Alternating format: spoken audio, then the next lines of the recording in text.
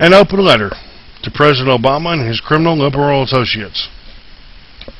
Mr. Obama, maybe they didn't cover American history when you were schooled in the Indonesian schools you went to. Obviously, you do not understand the American spirit or the will of the American people. Your criminal liberal associates seem to think they have put a halt to the Tea Party movement. I beg to differ, sir. You have now emboldened those that believe in the American Constitution and the Founding Fathers' will to keep this country free. Mr. Obama, you may think the American public will forget what has happened this month. I am one who will do my damnedest to make sure they don't. You, sir, may hate this country and everything it stands for. You're entitled to your belief and your feelings about this country. That's what you are guaranteed under the same Constitution you have done your best to shred and forget.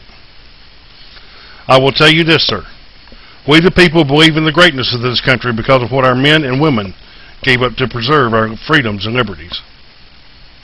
The people that laid their life on the lines are the same ones that deserve much better than what you have shown since you took office. Mr. Obama, you claim to be a constitutional scholar. You obviously skipped a lot of the parts that you really should have paid attention to, like the Second Amendment that guarantees the right to bear arms.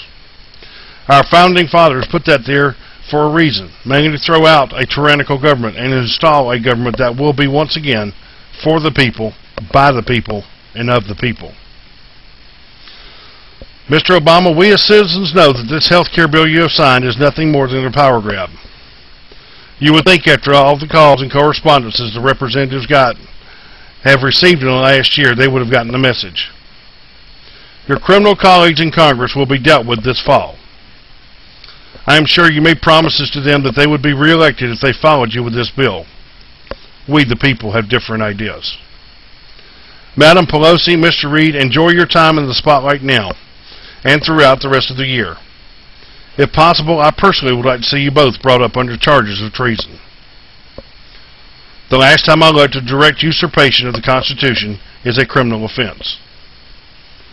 Mr. Obama, Madam Pelosi, Mr. Reid, I am one person that refuses to stand in fear of tyrants or tyrannical government, just simply because you feel I should.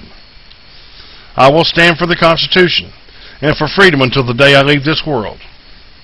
You may think you have taken God out of this country and replaced him with the, quote, peaceful religion of Islam, end quote, but you haven't. Last time I looked, the state could not endorse or sponsor any religion in this country. We have for more than 200 years allowed Christianity to flourish without any government influence at all. By doing so, God has granted his blessing to us, the people of this country. To those that have been complicit with the destruction of what was the great United States of America, when you come to your judgment day before the same God you do not want to admit exists, you are going to have to answer one question from him. That question is, why did you allow your fellow congressmen and senators to destroy the one country in the world I gave man to be free for all eternity? To all of you that would like to squelch my speech, I will say this. Do your worst. We'll settle up when you're through. Mr. Obama, when you studied the Cloward Pivot strategy and Saul Alinsky, you didn't seem to understand that those ideals in their books were for common people. I can tell you this now. Americans are not common people. We love our liberties and our freedoms. If we didn't, there's a good chance we would all be speaking German or Japanese by now.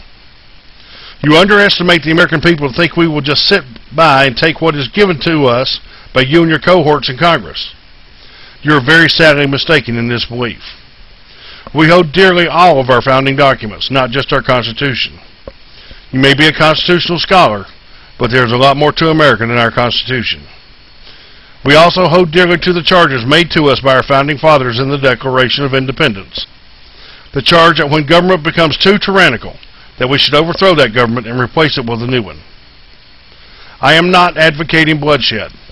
I am advocating peaceful resolution to our differences, and should that not be possible, there will be no other choice left to us but to follow our Founding Fathers' instructions and overthrow this government. You have hidden everything there is to know about you, and along with your willing accomplices in the Congress and in the mainstream media, you have made sure you took power by any means possible. Mr. Obama, believe it or not, your house of cards is collapsing around you.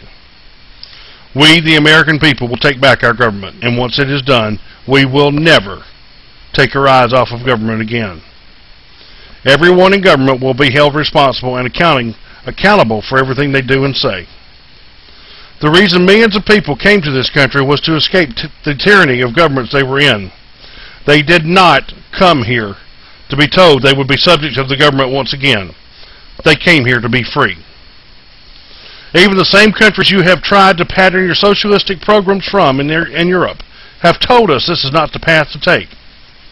Yet, like the voices of the Americans you were elected by, you have ignored the voices of the people that have been where you're taking this country. Not that you understand the founding of this country and the basis it was founded upon, but I will repeat it once more. Maybe seeing it in writing might get the message across. This country was founded on Judeo-Christian values and the belief of individual liberties. We have held these principles dear to us for many years. We as Americans will not just lay down because you and your cohorts in Congress tell us to. We will fight for what is right and what our God tells us to fight for, even at the point of sacrificing all. We are a proud nation and a proud people. Not one time in our history have we ever conquered a nation that was liberated without aiding them in their recovery and giving them back their country better than before it was liberated. Mr. Obama, Madam Pelosi, Mr. Reid, you have now declared war on the American citizenship as a whole.